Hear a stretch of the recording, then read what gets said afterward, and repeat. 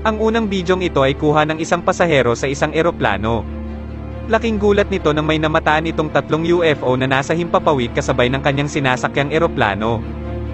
Sa sobrang pagkamangha nito sa mga UFO ay kinunan niya ito ng video. Mapapansin sa video na tila nakasunod ang mga ito sa direksyon na pupuntahan ng eroplano. Tumagal ng ilang minuto sa himpapawid ang mga UFO na ito bago ito tuluyang nawala sa paningin ng mga tao na nakasakay sa eroplano.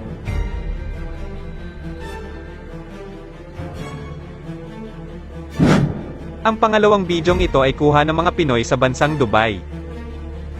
Nasaksihan ng mga ito ang isang flying saucer na nakasteady lamang sa ere. Namataan ng mga magkakaibigan ang flying saucer habang sila ay nasa tabing dagat.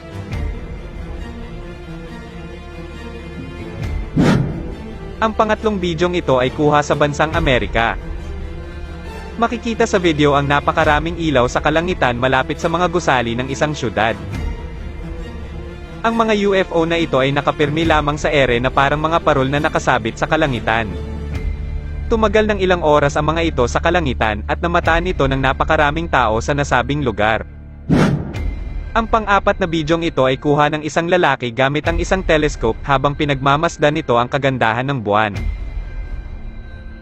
Makalipas lamang ang ilang minuto ay may nakunan sa video na isang napakalaking flying saucer na dumaan sa buwan. Panoorin mabuti ang video at huwag kang kukurap. Para Silva Correa, nos dice excelente toma, Javier Velasco, Rosero dice sí, buenas, saludos, Luis, ¿qué es eso? ¡Wow! ¿Lo vieron? Panoorin nating muli ang video sa slow motion. Kitang-kita sa video ang pagdaan ng isang flying saucer at ang anino nito sa buwan. Ang panglimang bidyong ito ay kuha ng isang lalaki sa Amerika nang masaksihan nito ang pagbaba ng isang flying saucer malapit sa bakuran ng kanyang bahay.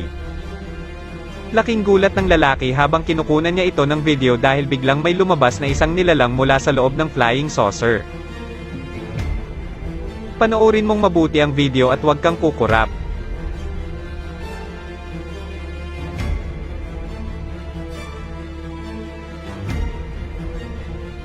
Makikita sa video na pabalik na sa flying saucer ang nilalang na ito na parang may kinuha lamang sa damuhan.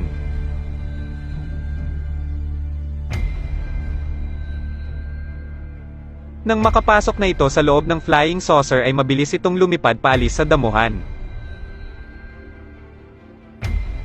Ito kaya ay isang alien? Ano ang masasabi mo, kaibigan?